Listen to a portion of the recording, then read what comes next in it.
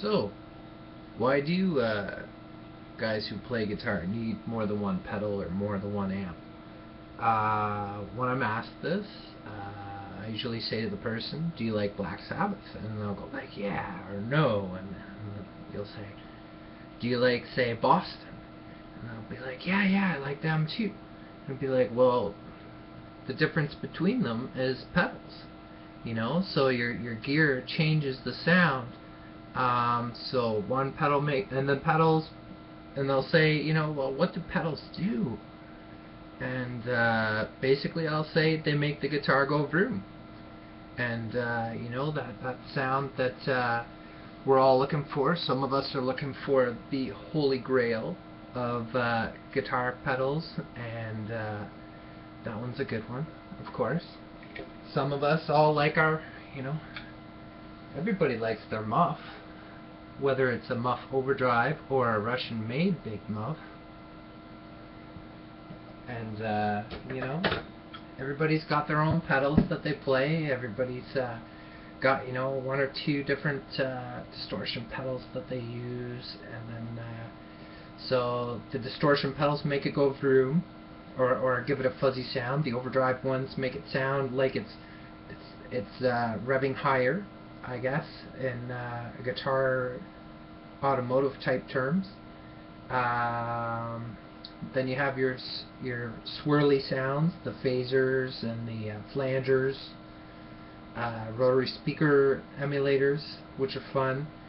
Different guitars all make different sounds, so depending on the wood and the shape of the guitar and the electronics you use, and say if you have a brass nut versus a plastic one, it'll resonate differently. So all these things kind of affect our sounds, and some of us like to wake up and have bacon and eggs for breakfast. So it's a fun thing to get a bunch of pedals together and to put together your different sounds and line them up in different ways and put them in different orders, and there's the right way and the wrong way, and usually the way that I end up doing it by the textbook happens to be the wrong way, which gives it its individual sound, of course. And individuality's either what kind of makes or breaks us as an artist. Yeah, I'm not going to throw any stones today, because I'm not the greatest guitarist out there, not the greatest musician, but what I do, it definitely kind of has its own spin on it, and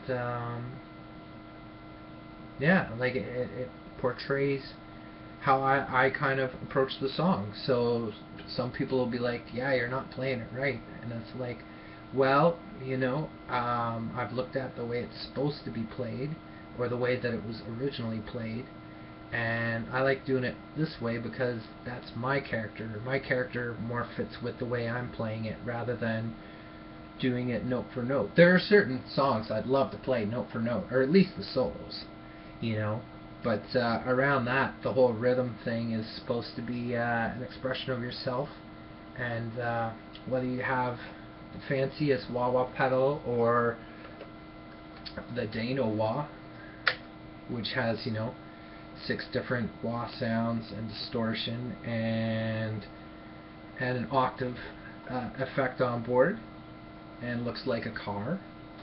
Well, that's kind of personal choice and what you happen to run into.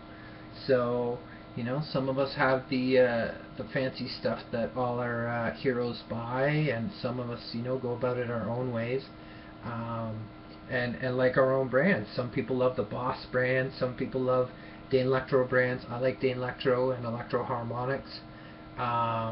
But there's Digitech, there's all kinds of different pedals out there. Full Tone, and they're always coming out with a new one.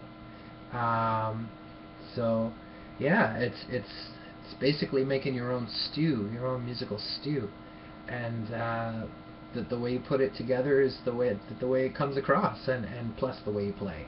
So that's why we all have different pedals, and that's why we all have different amps and different guitars. That's the whole fun of trying to collect gear. Plus, if you buy too much, then you can't sell it all and get back out.